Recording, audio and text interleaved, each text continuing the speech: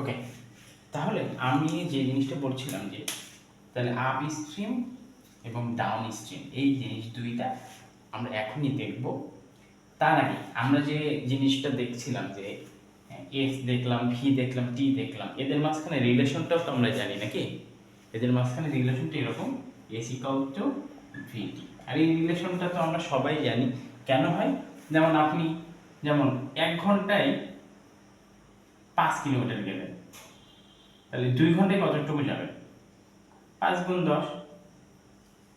দেখেন, তাহলে এই যে 5 কিলোমিটার 1 আওয়ারে গেছিলেন, এইটার নামই হচ্ছে ভেলোসিটি। আর 2 ঘন্টা গেছেন বা 2 আওয়ার গেছেন, সেই 2 আর দেখেন এই 5টা হচ্ছে ভেলোসিটি আর 2 আওয়ার, এই আওয়ার, কারণ 5 আর 2 ভেলোসিটি অ্যান্ড আওয়ার মাল্টিপল করলেই কি আসে 10। আমি 10 কিলোমিটার গেছি পথ, 10 কিলোমিটার কেটে ডিস্টেন্স, ইটস মিন এইটাও এই ভেলোসিটি আর টি মাল্টিপল করলে যেটা হয় সেটাই ডিস্টেন্স পাওয়া যায়। ওকে, আমরা তাহলে এখন ম্যাথের দিকে চলে যাই। অনেক বেশি বুঝলাম।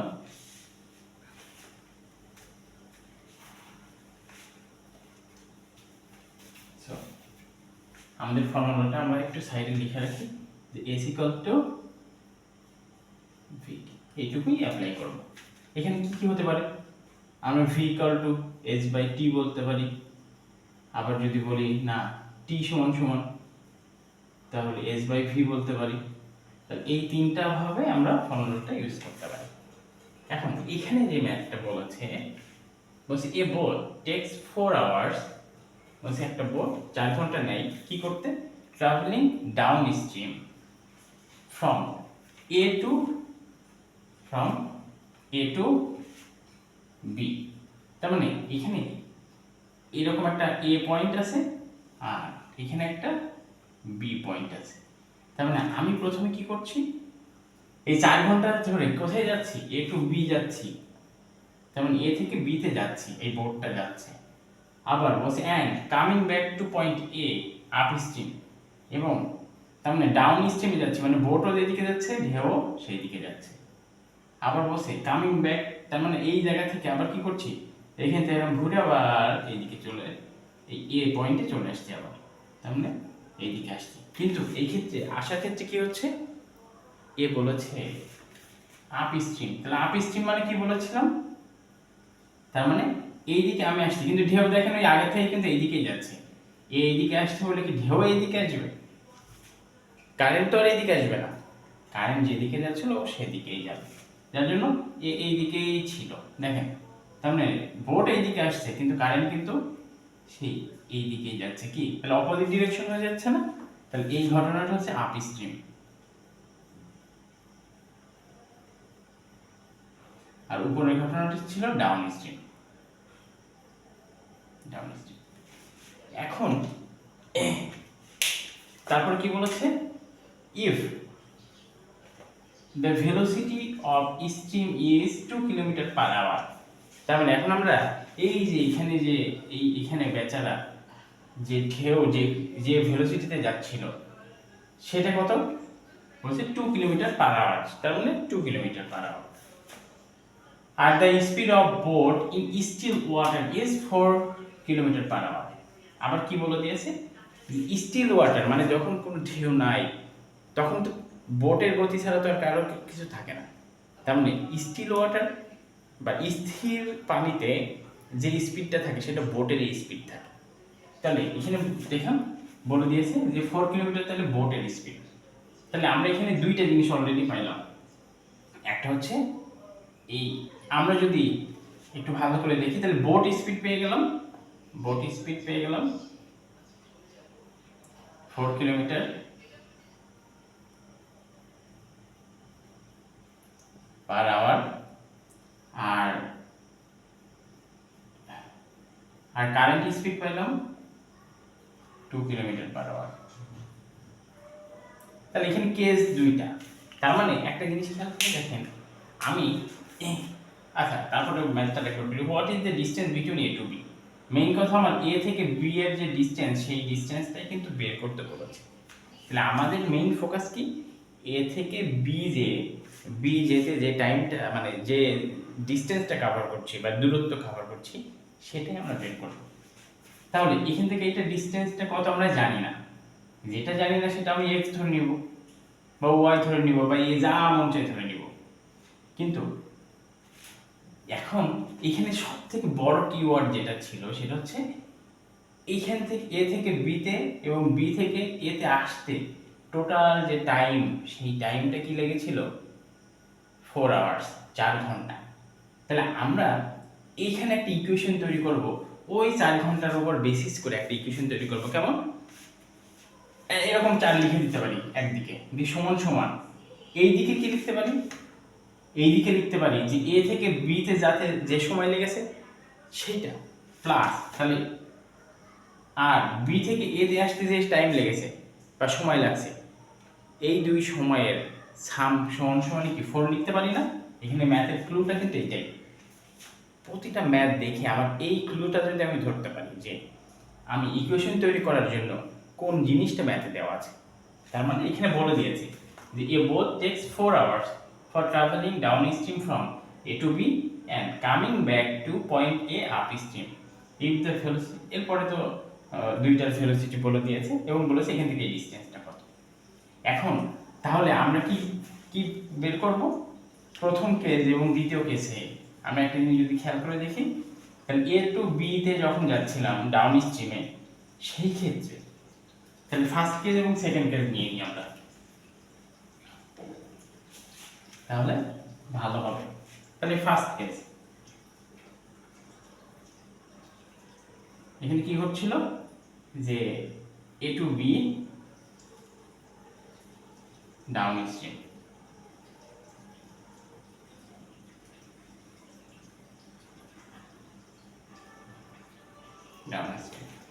সেই ক্ষেত্রে ভেলোসিটি কত ছিল?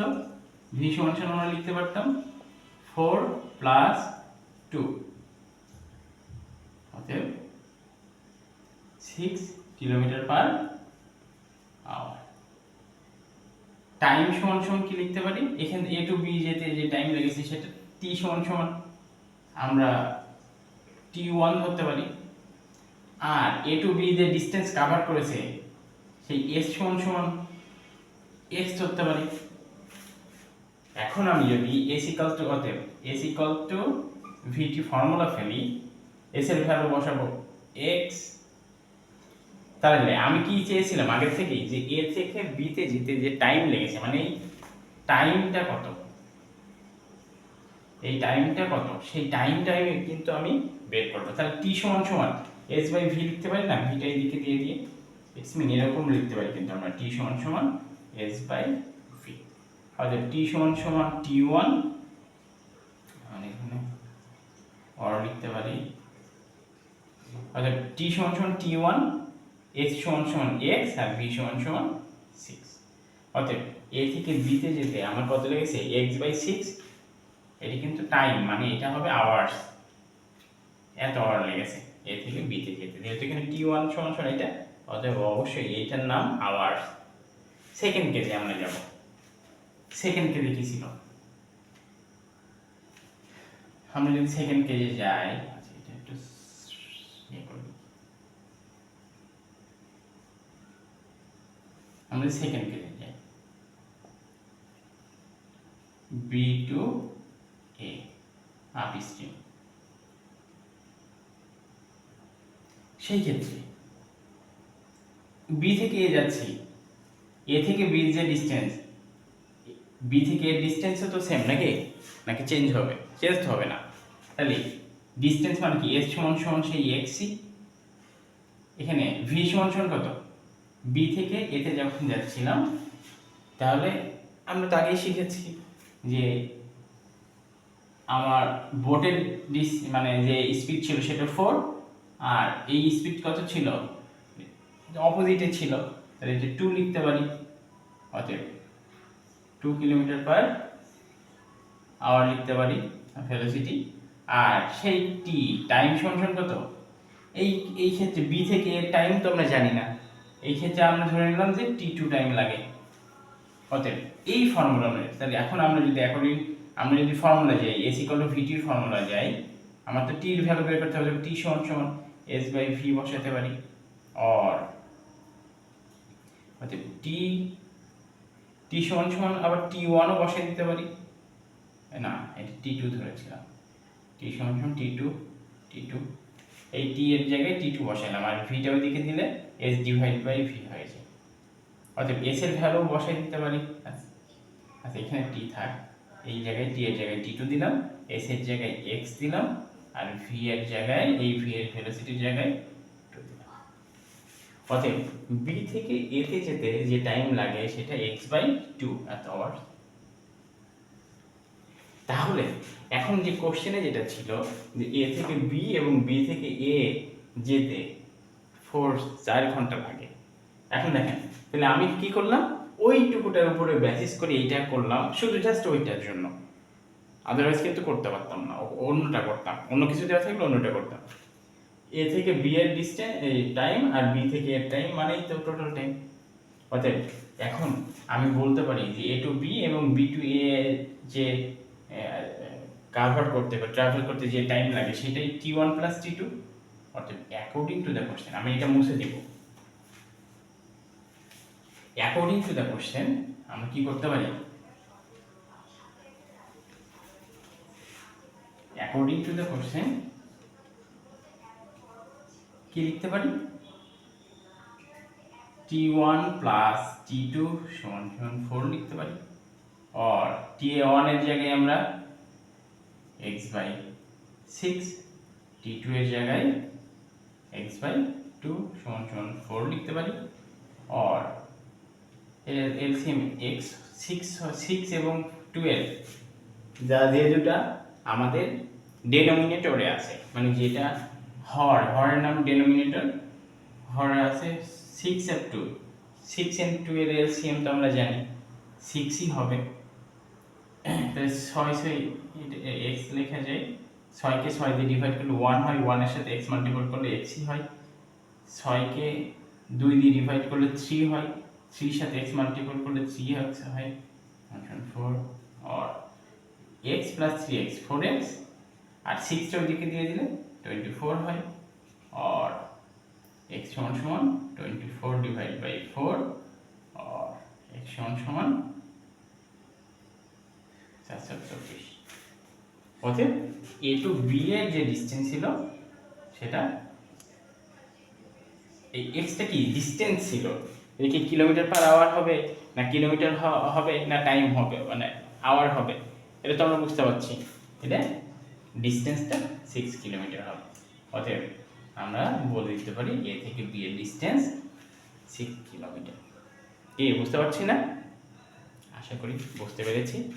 আর যদি না বুঝতে পারি, আমি এখনো আছি, সবসময় থাকবো, আপনারা জাস্ট কমেন্টে জানাবেন কি বুঝতে পারেননি, কি বুঝতে সমস্যা হয়েছে, বা আর কি ধরনের ম্যাথ চান আপনারা, আমি টোটাল বেসিকটা দিয়ে আপনাদের সাহায্য করব। ঠিক আছে, আজকে ভালো থাকেন, আল্লাহ হাফেজ, আসসালামু আলাইকুম।